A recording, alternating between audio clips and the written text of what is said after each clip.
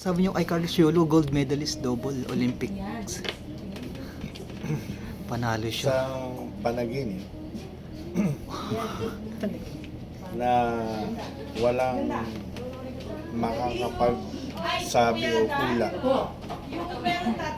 ni isang tao dito sa Pilipinas bago nangyari yun, walang makapagsasabi na posibleng isang athlete natin makadalawang gold. First in the Wala. Philippines. Wala. Grabe po yung mga gifts sa kanya, 60 million, 100 million.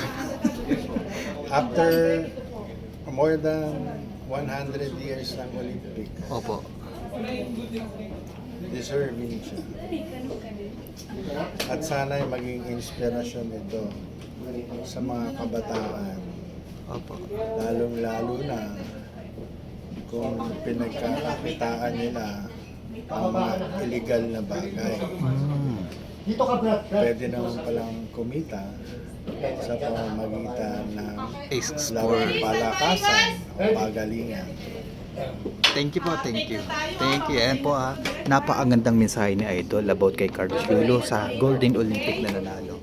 Thank you. About po doon sa ating atleta si Carlos Yulo. Ano po masabi niyo, sir? Idol. Nanalo po siya. Ito pang isang mensahe para lalo na sa ating mga kabataan. Lahat tayo gusto maging basketball player. Tama, correct. Lahat tayo gusto maging PBA player isang araw.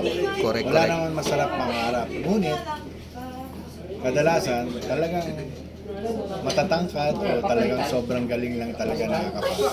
Yes. Maraming laro o sports na pwede natin pag-aralan at i-master.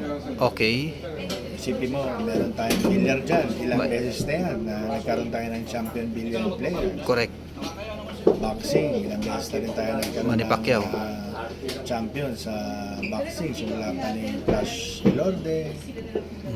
Simula pa nung una nakakuha ng silver medal nung araw. Hindi ko Villanueva yata. Espinosa.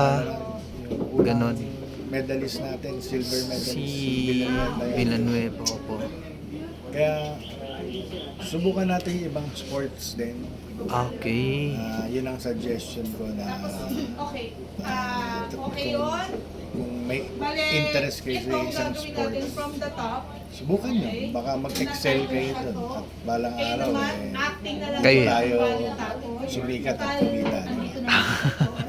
So marami pong salamat sa napakagandang mensahe, Idol Aljun. Tinan mo, yung tepak sa crow, dapat magaling tayo doon, pero ang nagsa-champion Indonesia. Oh, Indonesia nga po. Pero Sa atin galing yun? alam ko, isa sa ating dalawa, Opo. ang galing yun. Pero Opo. dapat, nagko-compete tayo doon. Opo.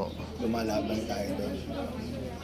Okay. So ayan guys, napakagandang mensahe about sa ating Esports Philippines dito kay Idol Aljo. So kung hindi po natin, kung wala tayong kakayanan sa isang sport, pwede tayong mag-search. We find our strength to those sa mga iba pang sport. Kung gusto natin magaya kay Carlos Yulo na gold medalist, 2 times champion.